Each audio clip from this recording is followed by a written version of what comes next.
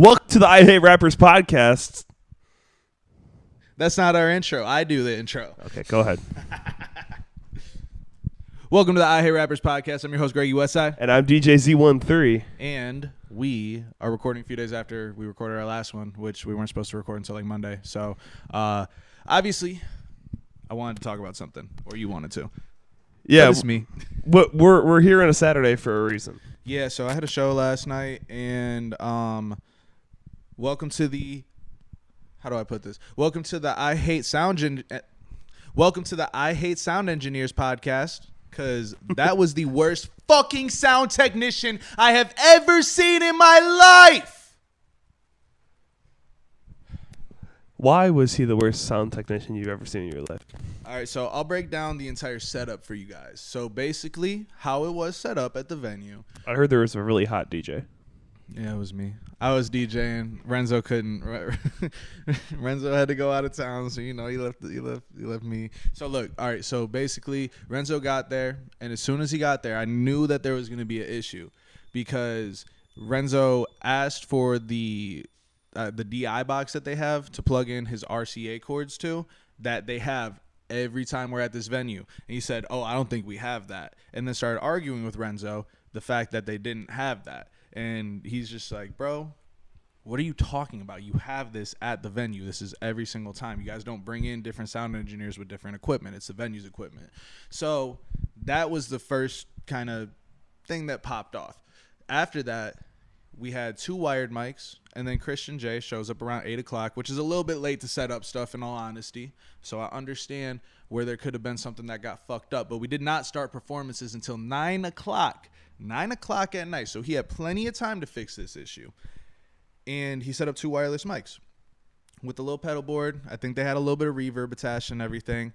And every time you turned on Christian's wireless mic, because there were 2, Jordan had the other one. Every time Christian's was on, it had so much interference with the PA system, and we would just have to turn it off. So by the time Christian J and Jordan got up, it was literally, if you were to put this up to a giant speaker that it was playing off of and just held it, and the ear-piercing noise that comes out of that, that's what was happening for the entirety of their performance. On top of that, he only had one of the wired mics live through the performances until we were, I think, 3 performances back from Christian J and Jordan. And he had 2 people with him to perform, and the one mic wasn't on. And I'm like, "Yo, turn the mic on. Like, someone go find the sound guy. Turn the mic on." And this dude was nowhere to be fucking found. This dude had disappeared. He wasn't in the room anymore. He was like, "Oh, I had to go work the up front area where there was just a DJ playing random, like, 2000s music." Like, it was a thing that didn't matter. It wasn't a ticketed event like ours. Like, that's some bullshit, in all honesty. It's very much bullshit that we had to deal with that. So him having that second mic off, he goes to turn it on, and I said something into it to hear that it's on.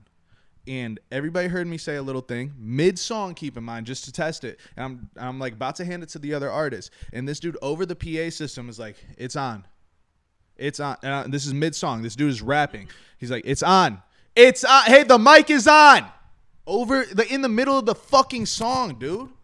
Yeah. In the middle of the song. He did all that, and then when Christian J and Jordan got up, there was hella interference with their microphones, and they couldn't hear themselves on the stage monitors at all. And we kept telling him to turn those up, and he was like, I can only turn these 2 up. And we're like, "No, just turn the fucking stage speakers on, basically. That's all you got to do, since you're really that fucking stupid where you can't understand sound." This dude was more than twice my age. When you get to an age, I'm 24 years old. When you get to an age of 50, 60 years old, anywhere in that range, and you start losing your fucking hearing because you are old and you have been around music and concerts since you were probably 14, 15, 16, 17, 18 years old, whatever the fuck you were, you should not be doing sound anymore. Because if the headliner of that show was not a very close friend who also works for me and built my studio, I would have lost a client that potentially...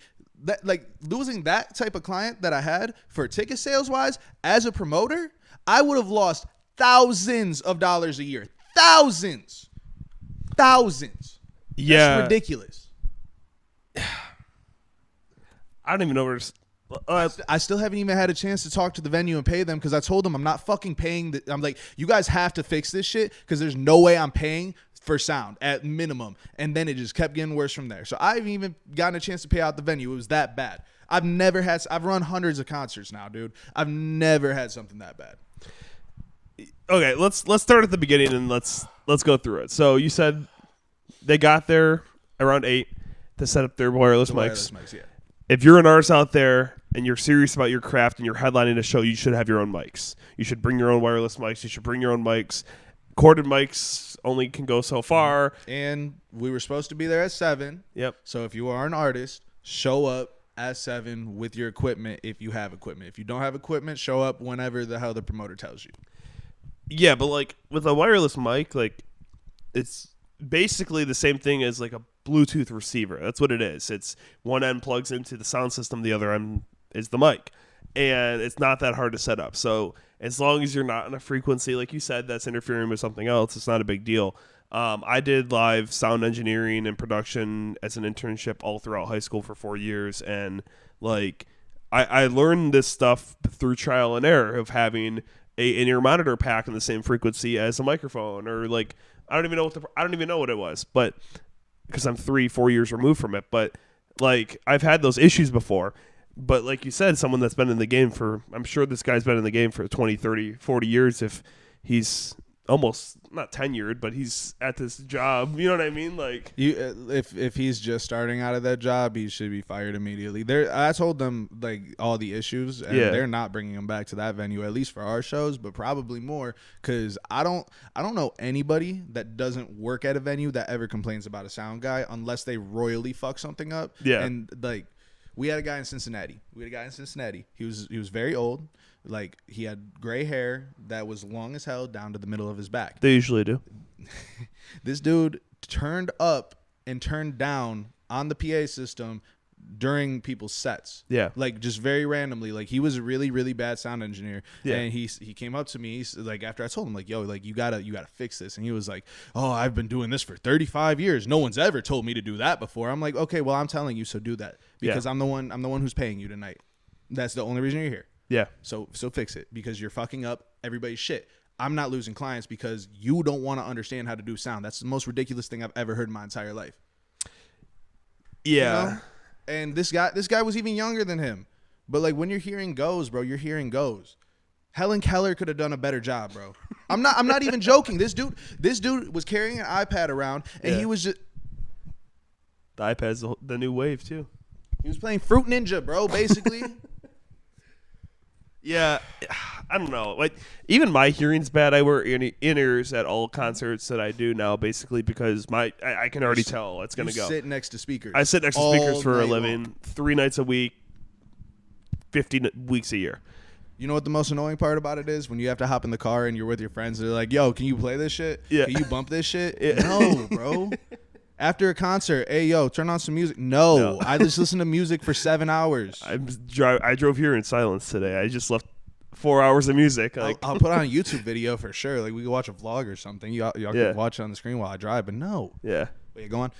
Yeah, so, I mean, like, even my hearing, like, I'll get second opinions on stuff, and I'm sure your sound engineers do too. Like, they'll get second opinions on mixes when they're doing a mix, and they'll be like, hey, is this part too loud? Because after sitting there for hours and mixing, you don't know. You're not that guy. Not that guy. Yeah, I don't know. And you're right. You really don't say anything about a sound engineer because at the end of the day, they're the ones that not control the show, but they have the power to mess it up. You know what I mean? Dude, like, I dogged the shit out of them afterwards. Like, while we were still, like, we were doing a crowd contest. Yeah. And the wireless mics were off at this point, and then somehow we got interference from the regular mics.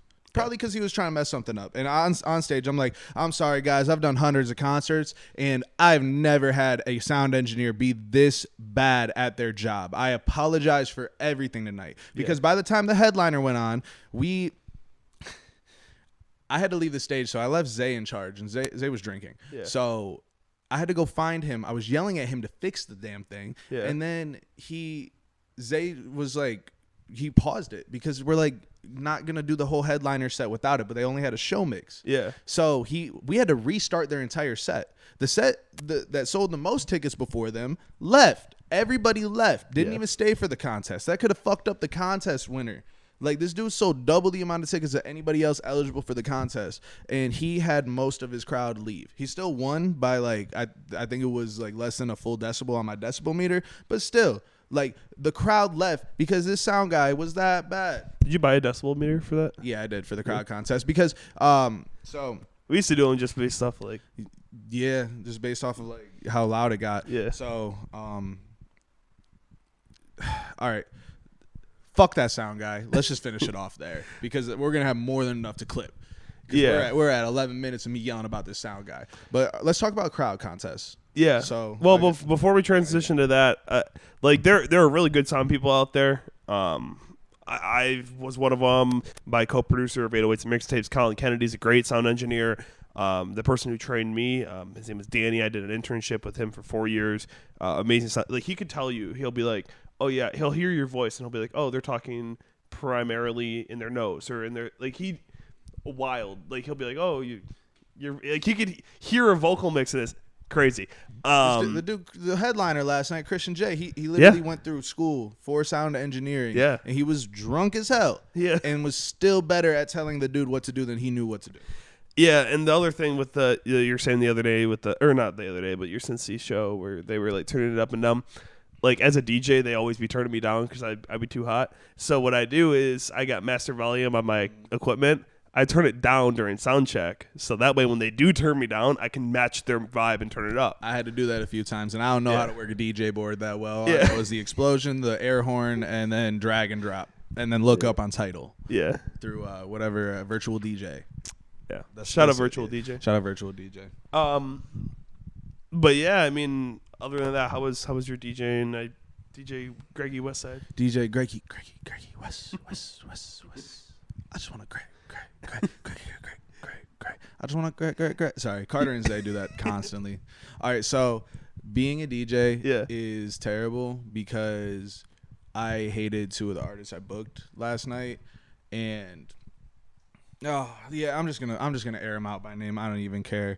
Well, actually, I'm just gonna air the one out. The other one could be a mystery, but I really don't like you, dude. Like, I'm going to post this clip. I'm going to clip this part. I really don't like you. I think you're arrogant. I think you're delusional on where you think your skill is of making music, and you're very disrespectful. You do not come on time. You do not at all pay attention to the timing of the music you sent. You sent over a 15-minute set, and you're lucky I ran the show well and ahead of time because I let you perform the entire 15-minute set. And because I did that and I didn't say anything before you tried to go grab your stupid little guitar and play it on stage. You tried to do that. That's disrespectful as hell to me as the promoter, also to me as the DJ that night, because if it wasn't me, it was going to be my regular DJ, and that's disrespectful as hell to have him have to go through that. You're also disrespectful to all the other artists for wasting their time because you did not need to do that. And then on top of all of that,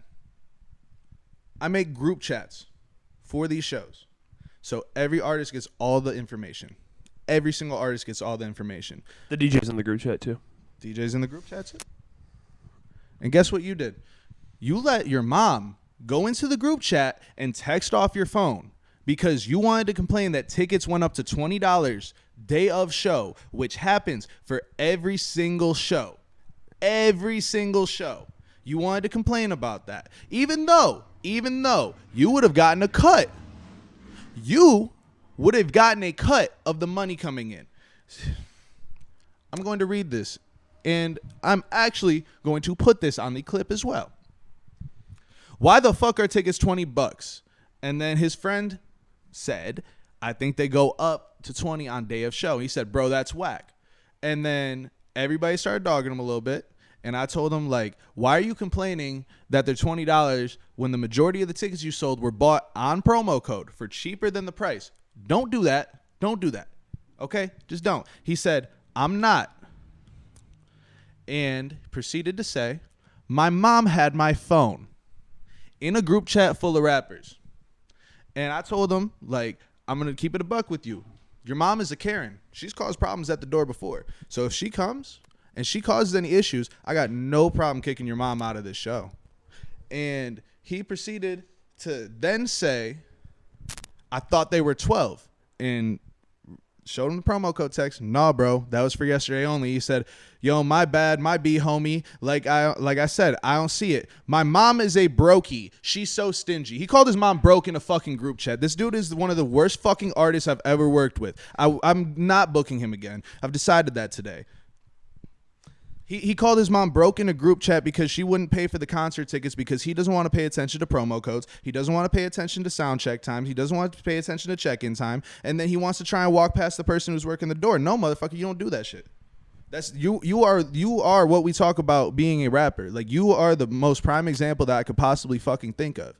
And I'm very happy that I get to have this platform to talk about you to the world. I might blur your name out, but fuck you, dude. Like, you're a piece of shit. You're a terrible artist. Nobody fucking fucks with you for that shit. Everybody who works with you bitches about you behind your back to me. That's just that. I don't care how much I went in, how disrespectful I am. I don't like you. You're terrible. Yeah, I wasn't at this show. I don't. This is like a multiple show run with him. Okay, yeah. His mom came up and bought 21 and under fees the one show and came to the door and was like, my son's performing. And we're like, who's your son? And she's like, and I'm like, okay. And she bought 2 under 21 fees, telling me that they were kids tickets, and then told us that she wasn't going to pay for the 2 kids to get in. I'm like, that's not how this works, dude. Like, your mom's a Karen, and then you call her broke in a group chat. That's fucked up. Yeah. Both sides. And you're lucky she's supporting you. Like, my parents came to ATC one time and like had the time of their lives. You know what I mean? I mean, there's no cover there, but like that. You know what I mean? Like, and that's one of probably, they came to a club I used to DJ at in Detroit called Trust. And like that, like because they live 3.5 hours away, so they can't come down. Like, the fact that they're coming to your shows, it means a lot. You know what I mean? Like, when my parents come out, it's like a whole thing when they come to a show. Like, dude, when I was rapping, my dad said a bunch of words that I say on this, swear words, just talking about, you know, rap. Like, why are you fucking rapping, blah, blah, blah, this and that. Like you shouldn't do that. And he has not once ever come to a concert. He has not once ever tried to listen to any of my music. He barely asks about it. Like, the only reason he's asking about it now is because of shows, because, you know, this is my only job. This is the job I work. This is the job I love. So aside from that, like, my mom's very supportive, but having supportive parents is great because it's, you know, I love when my mom pulls up to the shows. Yeah, but like, asking your for mama brokey in the group chat, that's another level, you know. I don't know. Props to you, my guy. Props to you. Yeah, but I mean, there's so much to break down off of what I went off. I'm sorry. No, you're good. I mean, between that and the sound engineer, like, terrible show. Yeah, I mean, there's always room for improvement. There's always worse shows, but like, I've DJed shows for you and for other promoters that, like, you get 15 minutes and people send a 17-minute track and they expect to talk in the beginning and at the end. And this was a 10-minute set. You went 15 with it. Yeah. So like, and at the beginning when I first started DJing, I didn't have, like, I don't even know what it is. Like, not swagger, but like, I didn't have the experience to say, hey, yeah, you're not going over, because if you go over, I'm the one that gets in trouble for it. I'm the one that now has to play catch up for the rest of the night and stress about, are we going to finish on time? Is the venue going to shut down? Like, that's ultimately on me. And then when or the DJ, and then when they mess up and they're the ones that get booed because of something that happened 2 hours ago when you went 5 minutes over. So it doesn't look like a big deal to you, but like, following those are really important. So yeah, I mean, I don't even know what to say. I wasn't involved, so. Yeah. No, I'm not working with him again. Decided that today. I was thinking about it last night because he does sell his minimum of tickets every time, but he's more of a headache to deal with than I'd like. So sorry. Sorry I don't like you. And I'm sorry that nobody that you've worked with likes you except for your 2 friends.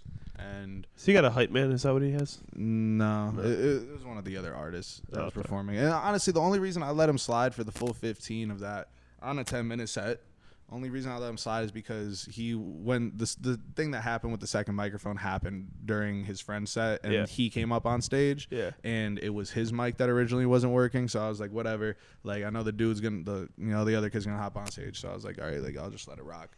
But he tried to grab his guitar, bro. He tried to grab his guitar after 5 songs deep, bro. And then he's like, I'm about to go grab the guitar.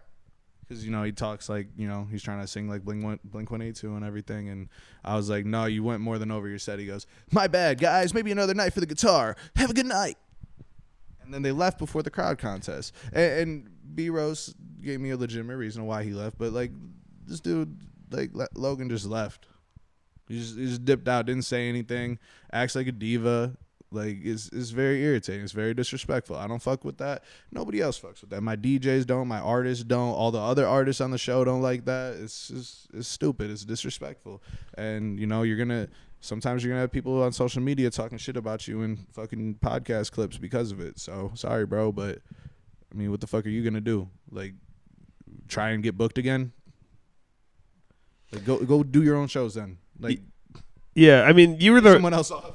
You were the promoter of the show and the DJ. Like, if say Renzo is the DJ, or me, like, do you really want someone who's chilling with Cole Bennett or talking to Trippie Redd and have one of them ask, "Hey, what's up with the music scene?" And do you really want to be on that person's bad side? Like that. Dude, he sells enough tickets to where when I have these big names in, I'd fucking bring him out. Even if he didn't match up, I put him on every big show. Yeah. Because I know people sell harder when it's a bigger artist coming in. Yeah. But he fucks it up. He fucked it all up. Like, I don't know what else to say about it. Like, it's great. It's great having an extra, like, couple $100 coming into the show fund, for however many people he brings out. And it's great to have, anywhere from 10 to 25 more people at your show. As a promoter, last show I talked about this. I said, we want to throw lit shows. If you guys are watching this is in one of the clips, so you probably clicked on to see this. So, we want to throw lit shows. We want to make the show the best, thing we can do. We want to pay artists. We want to pay them well. Why wouldn't you? That's why I'm doing it. Yeah. You know what other promoters do in Cleveland, and to each their own of how they run their stuff. And this is no offense. It's just something that artists complain about constantly, and they appreciate our shows for it. And this is what I try to do. They complain because there's a performance fee, and then everybody has to pay full price at the door. That's a thing you can do. Like, if somebody wants to buy on one of my shows, they're more than welcome to. They're more than welcome to pay a fee to perform. Yeah. I got no issue not turning money down. Like, I need money to survive. The inflation, I don't know. Like, you know what I'm saying? But I don't model my business like that. And if you're going to, be upset with people who model your business like that, and then you treat the people who don't model their business like that with disrespect, you're not going to go anywhere. You're not going to get anywhere. I'm starting to book bigger artists now. Other promoters that do the same stuff are starting to book bigger artists. If you're on their good side, they're going to put you on these shows because you sell tickets. And at the end of the day, all the agencies that are going through these promoters want is money. Yeah. The promoter might want a good show for his brand and everything, or her brand, or whoever it is, their brand. But agencies and artists care about dollars, like, yeah, it's great to get in front of an extra 100 people, but is that worth being like getting $1,000 less as an artist on tour? I don't know. That's up to each artist. And even if it's a show that only has 100 people at it, doing good and putting on a good show is going to make those people come back. Like for example, I played a gig at this club a few weeks ago, and there could have been more people. There was a good number of people there, but there could have been more people there. And because I played a good show, I was one of the first people they thought of when they had this huge special event coming up. So same with promoters. Like, if you do good on a show, you sell over it's a ticket minimum. Like, it's not, it's not an option. And if you don't sell your minimum in your performance, because the promoter is either a nice guy, he likes you, or you paid your tickets off, or it's a really bad show. I've had bad shows. We talk about my bad shows. Yeah. And people don't sell their minimums. And that's fine for those shows. But for a big show, for a medium show, you got to sell your minimum. You got to do your thing. It's a minimum for a reason. And people who sell minimum and over, they come back. People who sell minimum every single time consistently, I'll book them on all of our big local events. And I'll book them as an early opener on all of our big events if need be. Because 10 tickets is 10 tickets. Yeah. Whatever the price is, you multiply that by 10, that's how much. That's how much goes into the show fund. Yeah.